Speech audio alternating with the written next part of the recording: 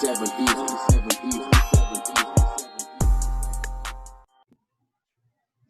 what's good, everybody? Yo, welcome back, man, to Chin Checkers. Or with my man Dan from the UK again, man. What's good?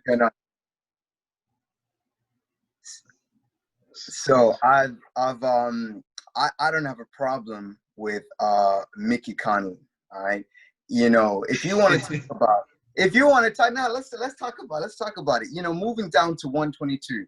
Mickey Conley's moving down to 122. We're gonna be talking a few things. One of them is Mickey Conley moving down to 122 pounds, which is super bantamweight. In Great Britain, that is 54 kg. All right. The second thing we're gonna be talking about Anthony Joshua, Alexander Povetkin, Dillian White this weekend, Rolando Romero this past weekend, and David Benavidez, and what could be possibly happening in the future with him. But the first thing we're going to be talking about is Mickey Conlon moving down to 122 pounds from 126 pounds. Tell me, Cam, what do you think about that? What's your beef? I got mixed feelings. I got a little beef with it, and I got some mixed feelings because it's like, he's been in the game for a while. Mm-hmm. I'm gonna give you the pros. Like moving down to 122 is good for him because he'll probably be bigger than most of the guys at 122. Has a longer range. His career will last longer because he probably won't take that much punishment. But it's like they've been bigging him up and giving him so much hype since the Olympics, and he hasn't accomplished what guys who are younger than him, as like Chris Colbert, who's 14-0. And he's the WBA interim champion at 130. You got Shakur Stevenson, who's 14-0, the WBO champion at 126 pounds, and he's 14-0. And Tank Davis, when he had 17 fights at the age of 22, he was the IBF champion at 130. Now, all these guys, all three of these guys that I mentioned, are all in the same weight class as he is, and all became champion before he has, and they are all younger than him. That's true. I think it's I think especially coming from this side of the Atlantic, I think it's very imperative for a fighter like that, like Mick Conley, who right now is popular but still a little bit under the radar, to get that great experience. But moving to 122, especially now at this age where he can make that weight, I think it would just be greater for his legacy, because if he becomes a world champion at super bantamweight, then he becomes a world champion at featherweight. He can be a 2-division world champion other than just being a 1-division world champion by becoming a champion at featherweight. I feel like it's a great move and a strategic move right now to build his legacy. And as for Shakur Stevenson and all the guys, I feel like those fights can still happen. Like you said, these guys are very, very, very young. But you don't think so? Nah, man. That fight, listen. Shakur Stevenson fight with ESPN. Mick Conlon fights. I know he fights with over in the UK. I forgot the promotional company, but they also do work with ESPN. He's with Frank Rowan, and they can all do work, and they always do work with ESPN. That fight can happen. Him and Shakur Stevenson, that fight can happen. But I just feel like having these big fights, especially so early, I don't know how. It's great to have them. It's great to have them, and have them at a time where everything and everyone is great. But having them so early, I feel like it's anticlimactic. And I feel like those fights, especially Mickey Conley, maybe Shakur Stevenson, now that he's a world champion, yes. But I feel like if Mick Conley can build himself a base at 122 pounds, maybe even fight some of the popular 122 pounders, such as my guy, what's his name, Isaac Dobo. If he can fight Neho, Isaac Dobo, if he can fight guys like them, just at Jesse Magdaleno, make a few names, ruffle a few feathers at 122. So by the time he comes up to 126 and fights Shakur Stevenson, it'll be a big, hot fight. It won't be. That time, Shakur will be going at 130. I mean, for his career, for his career, it's a strategic move because, you get to avoid that, man. You get to become a two-division champion because by the time he's ready to come to 126, Shakur's going to be probably at 130, 135. Yeah. So but I feel like, sorry. As a career move, it's a great career move. But I just I figured he's in his prime right now at 28 years old. Shakur Stevenson hasn't even reached his prime yet, and he's done more at the same amount of fights that Mick Conlon has, and he's younger. No, absolutely. You're right. You And know, I would even throw in Jesus Christ, Devin Haney, but I don't want to throw Devin Haney in because he turned pro when he was 16 or he was 17 and 16. was fighting in Yeah, Mexico. And was fighting in yeah. Mexico. So I don't even want to count that, even though he's 21 years old Mm, and he was a WBC champion. I'm just mm. saying. Yeah, yeah. I feel now you're right. You're right. Especially I forget that Mick Conlan is 28 years old. But if I say, let's say within the next coming years, 2 years from 21 to 22 or 23, he fights at that'll peak him at about 31 years old. If he fights at super bantamweight, maybe makes a quick stop at featherweight. Maybe doesn't do anything big at featherweight. But I feel like what could be important is he doesn't have to spend a long time at featherweight. He doesn't even have to spend a long time at super bantamweight.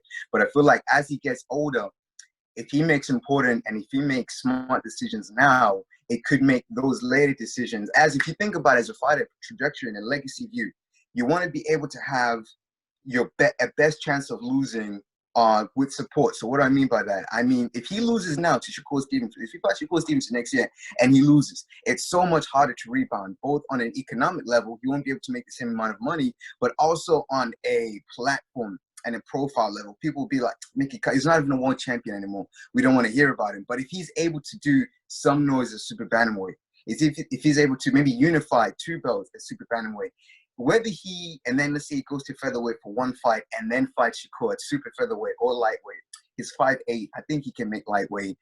Whether he wins or loses to Shakur Stevenson at 32, 33 years old, he's set for life in terms of revenue and in Yeah. terms of of his career. Like Carl Frampton is a 2-division world champion. People in Ireland respect him. I feel like people in Ireland will really respect Nick Conlan. Nah, I ain't even gonna lie. I remember the first time I seen Carl Frampton fight. It was his first fight in the U.S., man, and I've been a fan of Excellent. Carl Frampton. I've been a fan of Carl Frampton since. He was one of the fighters, from the UK over in Ireland that I really, really like. Like, he destroyed that dude. Like, the body work Yeah, was amazing. did. Didn't he knock him down with the jab as well? He got knocked down that fight. Actually, With the jab, Carl he got Frampton knocked down. got knocked down and then turned around and knocked dude out. Yeah, yeah. You Yeah, know that why I'm was smiling? You know why I'm smiling? You know when I used to fight, I dreamt about because I was 125. I dreamt about not ending Carl Frampton's career, but being his last fight. If you know what I mean? yeah. Kind of like, because by the time he would have been on his, getting old and on his way out. So kind of being like Carl Frampton's last fight. But now I like Carl, and I feel like Mick Conlan is setting himself up for a great legacy if he does that. He's got great handlers. I mean, as a career move, it's a smart move for him to do. But like as I said, like, as a boxing fan, Yeah. the fact that he's been in, because of his age, I feel like he should have have done more now in his. He should have been a champion already in his career. And you got these young guys that are just coming up and surpassing him. Yeah. It's interesting. It's very interesting, especially a lot of Brits. A lot of us Brits, we turn professional at a very later age. Even if you start boxing at 10 years old, they turn professional very late. I'm not sure what that is. I think it's a big amateur presence, that like spending a lot of time in the amateurs and get the Olympic win, Olympic gold. You find out a lot of fighters. One of my favorite fighters, Calvin Fight. I think he made 2 Olympic cycles before he turned professional. So you can imagine. That's about, tried to do 2008 and 2012, and then turn professional in 2012. So I feel like we should turn pro a lot earlier.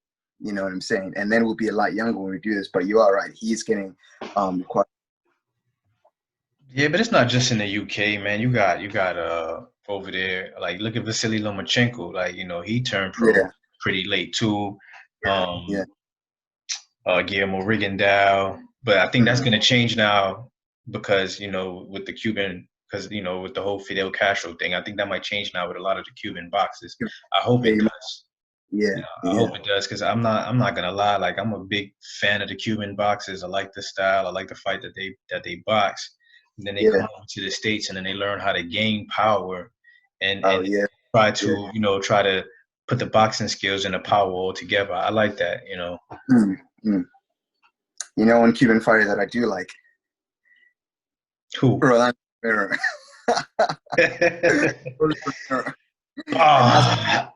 Good point. Before we move on to Rolly, do you have anything left to say on Conlan and anything on that front.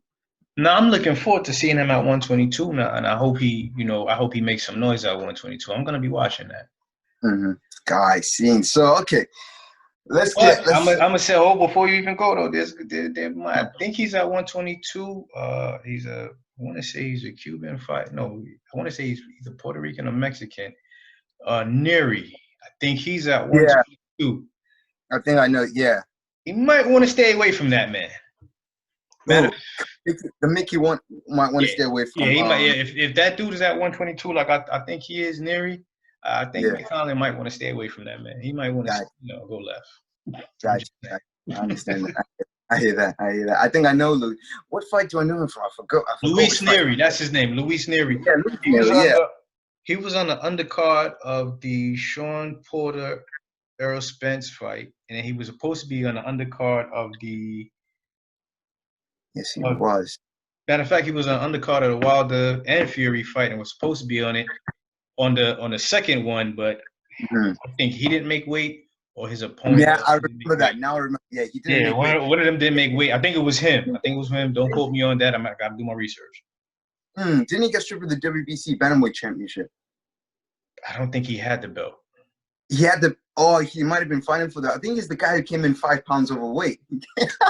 Hold on, man. He came in. He was supposed to be for a 118. He missed weight. He missed the weight for the next weight class. He came in at 123. Oh no, he's bantamweight. He's bantamweight. Luis Neri's bantamweight. Yeah. Okay. And super bantamweight. Yeah. Now it's super bantamweight. Yeah. I remember he came in. I can't remember who he was supposed to fight, but he was supposed to come in 118. He came in 123. But you know what though? Being like small myself, it's hard. It's extremely hard to make those inches. You know what I'm saying? Those inches in weight from 20 to 19 to 18, it's so hard. And I respect Rigondeaux for doing it now at 40 years old. But yeah. So let's talk about the 500-pound elephant in the room. So Rolly was hyped up. He hyped himself up. And the first time I saw Rolly, I was in Baltimore, and I was in bed, and I was watching this sparring session on YouTube, right? And I seen this guy going absolutely ham on. He was going to town on Ryan Garcia. And so very aggressive though, you know what I'm saying? And you know how I feel about that, but I can justify it because I don't think he got the attention and recognition that he received. That's why he hyped himself up, especially during those sparring sessions. I feel like that's why he was very aggressive in those sparring sessions. But, I touted him as like an undervalued fighter who you have to get on this guy right now. You know what I'm saying? Like this guy is going to blow. This guy's going to blow. And then he fought for, who did he fight? What's the guy? Marinez. He fought Marinez for the title, and he won. He left. Let's just say he left Ucasville, Connecticut, as the interim WBA champion. Yeah, that sounds better. Let's just say he left Ucasville as the world's champion. Well, he fought a very seasoned veteran. I actually thought he lost the fight. I thought some of them scorecards was kind of wild. Really? I haven't heard that consensus. I think one of the scorecards was like 117, 111, I believe, or was that the guy that was commentating? That would have been one of his things. But he's a raw talent. And there's a lot of things that Rolly needs to work on. He needs to work on using his jab. He was loading up on a lot of punches. He needs to learn how to box his way to a knockout instead of just loading up and trying to knock somebody out. Because he was getting caught with a lot of shots because he was loading up. No, absolutely. And tremendous job. He's still young. He got work that some work that he's got to do.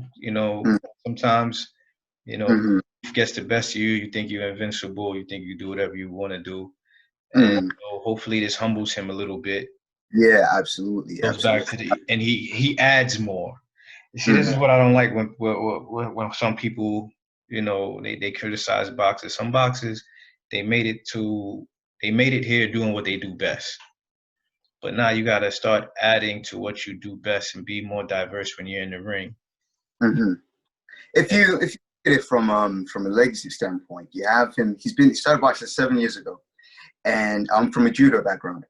and he had about 20 amateur fights, and he's only had this. A lot of people forget this. Going into this fight, he only had 11 professional, fights. 11 fights. None of them went past 6 rounds. All of them were 6 rounders, and he jumped from that. And all of them were against journeyman and lower level opposition. And he jumped from that to a world championship fight, interim world championship fight. And the way he weathered that, like a lot of people do say, he lost that fight, but with his experience, I feel like I'm not happy in the way that he won, but at the same time, I just hope that I believe that he can do better in the future, because I'm a fan of Rolly. You know what I'm saying? I want him to do well. And I'm not even gonna lie. You put me on the Rolly. I'm like, who? I Yeah. remember I was like, yo, who is this dude? You kept talking about. I'm like, who's Rolly? everyone who would listen, I would tell you, check out Rolando Romero. You know what I'm saying? No, I was because I seen his last 2 fights and I checked it out. But I just like in the beginning you kept talking about it. I'm like, yo, who is this guy? And then you would hear a lot about him sparring people and Yeah. in sparring sessions. But here's the thing about sparring. I may come in a sparring to work on a few things. And that's what I'm coming in to work on. You know what I mean? I'm not saying me personally, but certain guys when they go to spar and work on certain things. Now, if he's going there actually looking to box, and you may have a guy that's trying to work on throwing his jab or throwing a left hook or maybe working on his hand speed or head movement and foot, and he's coming in there trying to go on an all-out brawl. Yeah, he might be able to get the best of you. But if that person is just sticking to what they're supposed to be doing, then yeah, he'll get the best of you. But then when the lights is on, it's time to perform. No, you're absolutely right. You're absolutely right. And I believe the reason why Rolly performed the way that he did in a lot of sparring sessions is because it's kind of like because he wasn't performing a lot in the ring. You know what I'm saying? And he wanted some type of leverage for people to want to see him. So so he could go to his promotion and get those fights. Especially in the Mayweather camp, there's a lot of fighters. There's not a lot of dates. So you want to stand out, you know what I'm saying? And so he was trying to find his way. But now, and I will say this though, one thing you did say, he's trying to go for the knockout. And I feel like with knockout artists, one of the biggest things they do is to try and immediately go for the knockout. So like Wilder, for example, they kind of forget the fundamentals. Even if let's say the great fighters who know how to set up fights, let's say a pre-Bermain Steven Wilder knew how to use boxing to be able to set up his knockout shots, his big shots. Yeah. And then afterwards he kind of got carried away and believed into his own knockout hype and started, and that was when the windmill was born. You know what I'm saying?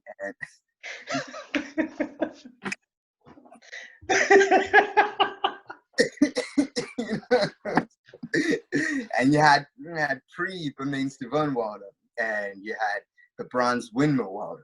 And so I don't even want to know what the difference is.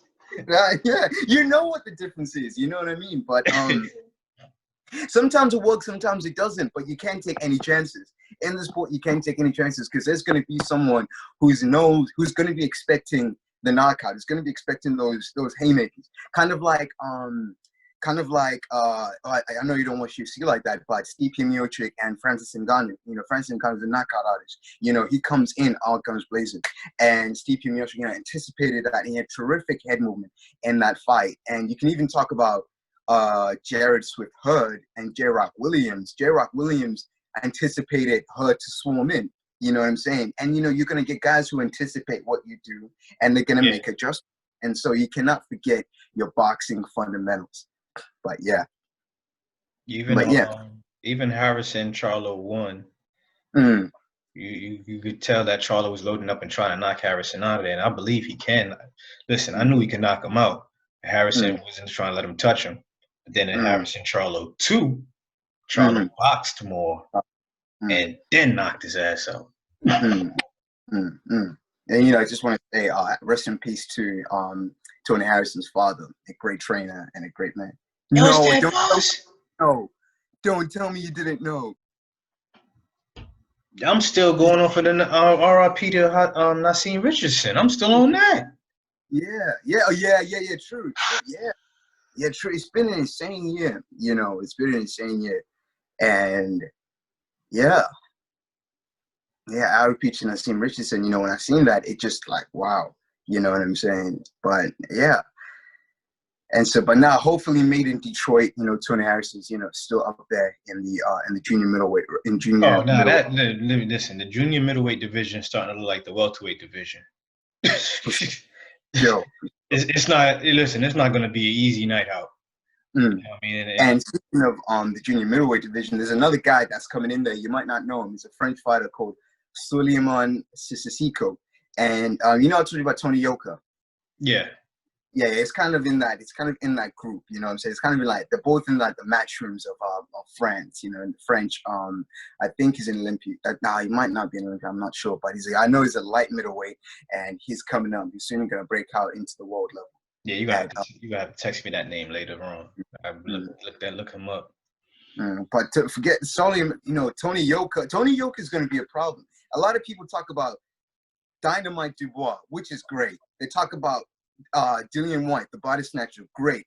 Anthony Joshua, the world's heavyweight champion. Tyson Fury, the world's heavyweight champion. And people should not sleep on Tony. I'm saying, though, why you gotta name all the UK fighters? They're UK heavyweights, man. Yo, we got some over here, man. We got some over here. To be honest, I would say people need to start speaking of Jared Anderson as well. Big Baby Anderson. You know what I mean? Yeah.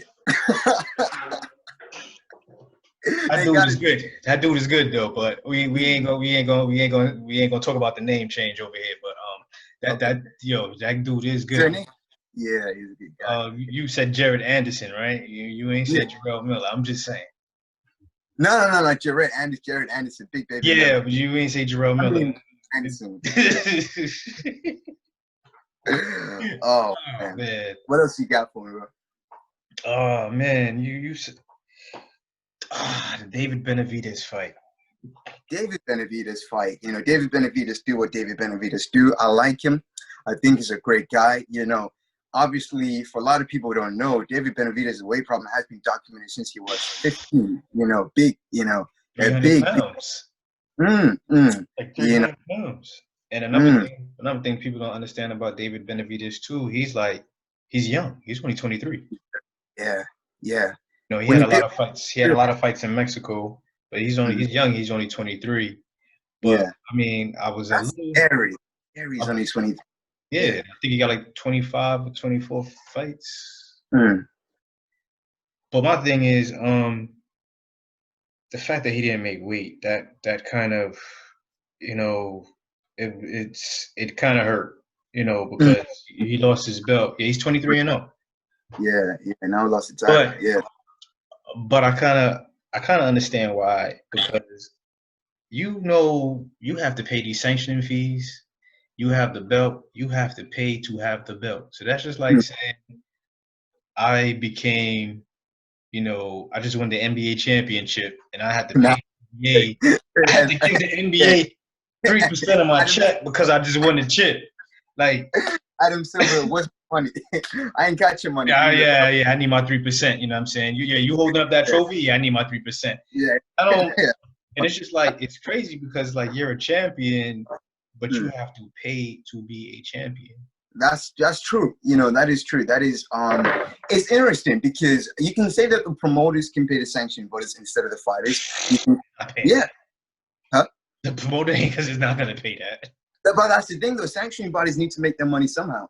You can say for the fighters, what is it? For the fighters it's 3%. Imagine if you hold all 4 belts, that's 12%. That's 10% over 10% of your payday. You know what I'm saying? Just so you can. I don't think it's the most, but I feel like the promoters should think about taking some of that, alleviating some of that I don't want to say burden, but because you're right, you're absolutely right. I have to pay to be a champion, but at the same time, these sanctioning bodies need to make their revenue in one way or another to be able to facilitate and administrate the ranking of these fighters all over the world. You know what I'm saying? And one thing I love about boxing is that the rankings and the championships are outside of a promotional organization. So it's not like Matchroom decides who's the best. You sure about that? You sure about that?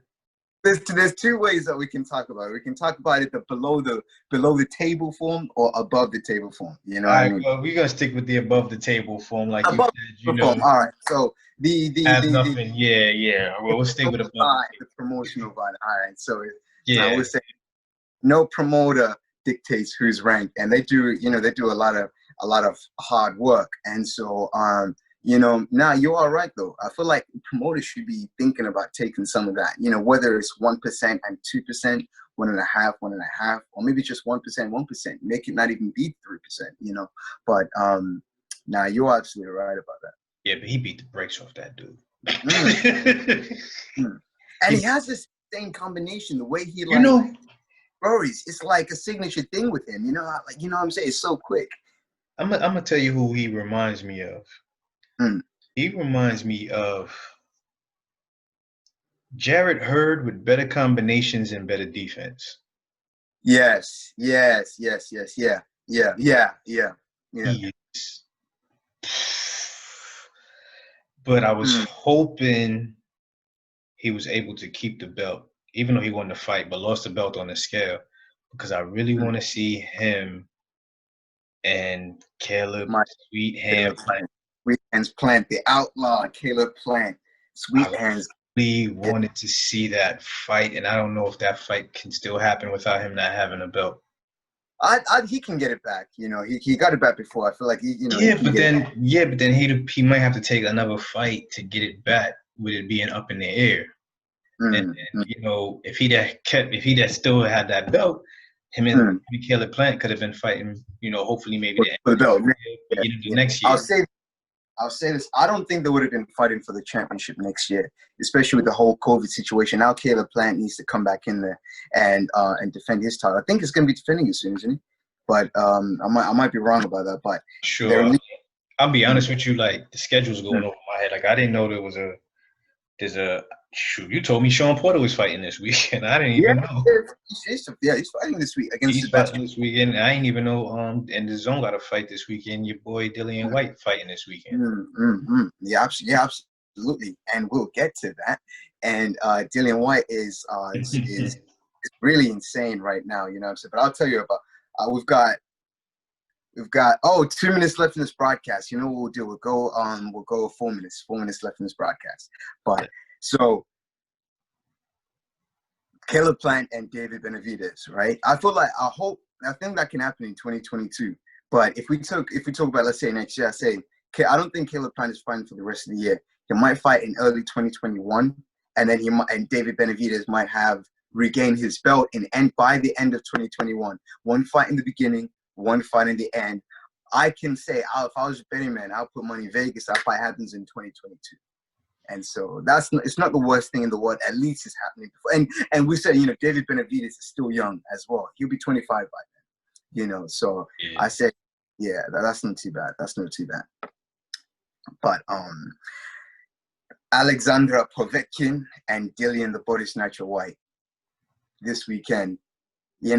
I'm extremely frustrated, because let me tell you why I'm frustrated. Because seldom do you have guys who become a heavyweight champion of the world, right?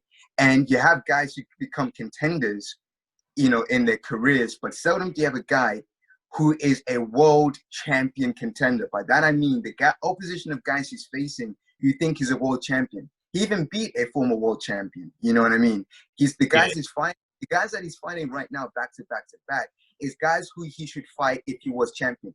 Like defending the belt against. You know what I'm saying? You know how you win the belt, you defend it against a few guys. Those are the guys he's fighting. Rarely do you ever have to, and they're putting him through the ringer.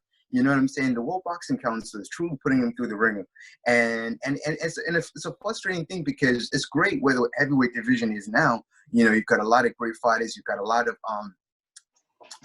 of contenders. And big fights between Tyson Fury, the Gypsy King, and the Bronze Bomber Wilder. You've got great fights, but I feel like what's happening really isn't fair to Dillian White because he's putting himself in such risky territory. And keep in mind, if he loses any of these fights, he may be waiting. He's putting himself in fights that exactly he's going to be waiting for a long year. Yeah. I just hope that he's making a lot of money from these fights because these are tough fights. Alexander Povetkin, former world champion, former Olympic gold medalist. Joseph Parker, former world champion. Derek Chisora, a top contender. You know what I'm saying? And who else was it? It was Lucas Brown, a former world champion. Oh yeah. I remember. Back to back. Didn't he punish Lucas Brown? Yeah. It was, I had to turn away a few times. Yeah. It was one of those fights. It was one of those fights. But to be able to take these fights and to win these fights, he truly deserves, a crack. You know what? I hope he wins. I hope something happens. Who do you think wins the rematch between Fury and Wilder? Oh man, if Wilder comes in the same way he came in the last two fights, yeah, yeah, I'm gonna say Fury. Yeah. Okay. Let's say Fury. Wilder can win. I'm not saying I want him to win, but if he doesn't add some things to his repertoire, I could see him losing again. Got you. Okay, just loading up on that right hand ain't enough. If you can't land it. Hopefully he knows. The first fight, I can understand why he came in the way he did in the second fight, because the first fight was very successful for him, in 2 different counts, with 2 knockdowns.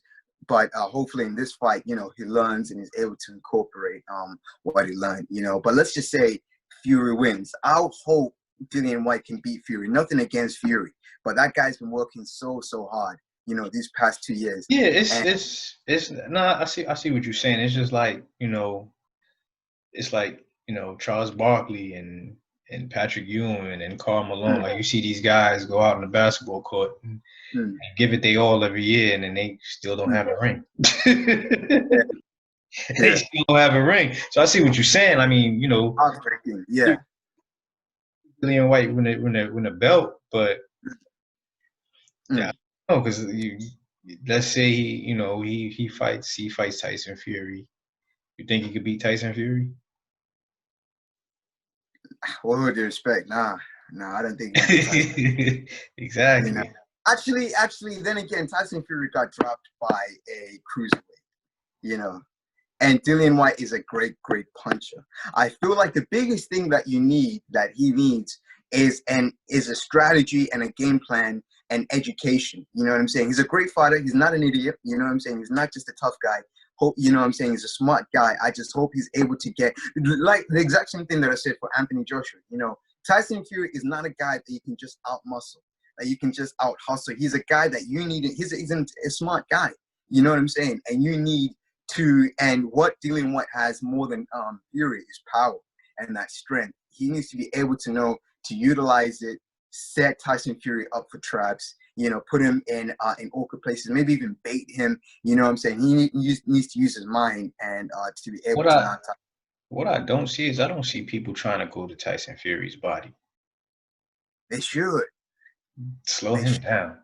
For him to be that big, he moved too fast for me. You gotta go to his body and slow him down. And once you do that, he's a giant. Literally a giant. Literally. Yeah, but matter of fact, who's that dude he had problems with right before he fought Wilder? Before he fought Wilder the second time? Yeah, he fought somebody and got bloodied up. Is it Tom Schwartz? I know he fought. No, Otto Wellen. Is it Otto Wellen? Yes. Yes. German. Yeah. Yes. Yeah, Otto Wellen. So I mean, you can put some work in, but then again too, like that fight, he was playing around. Tyson Fury was playing around. He was playing around a little bit. Wellen came to, he came to fight. He came to fight. Yeah, absolutely. No, absolutely.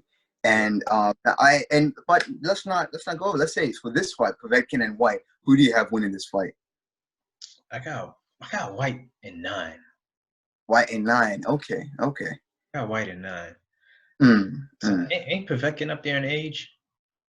Yeah, he is getting up there in age. He won the gold medal in 2004, and he was watching. He faced Vladimir Klitschko back in 2011 when Klitschko was the world's heavyweight champion, and so he's been around. He definitely has been around. Yeah, I got White in 9 because Povetkin gonna put in some work, but I don't know if it's gonna be enough. Got you. No, I don't think it'll be enough. And yeah. and not yeah, I could say almost the same thing. I feel like, you know, that left hook could cause a stun knockdown, you know, the same way that it did Parker and Lucas Brown, when he just comes out of nowhere, you know, when he just slips, comes in after. So I feel like it could just be one of them stun knockdowns, you know, especially because they're both at the same height. So look, you know, it could come from anywhere. You know what I'm saying? It could come from like any given point. White doesn't have to work for it. But no, it's gonna be a great fight. It's gonna be a great fight that I can guarantee, man. All right, man. So I think we're gonna have to end this one. We'll have to end this one. Thank you, everyone. Thank you up. everybody for listening and watching, man. We're gonna chop it up. Probably we're gonna try to do another one soon, man. Oh, definitely. We come to another broadcast, and just want to shout out Gervonta Davis against your boy Leo Santa Cruz. We talk. You know what? We're gonna say that one for the next video. Yeah. Okay. And speaking of left hooks, we're gonna say that one for the same video. All right, man. All right, later.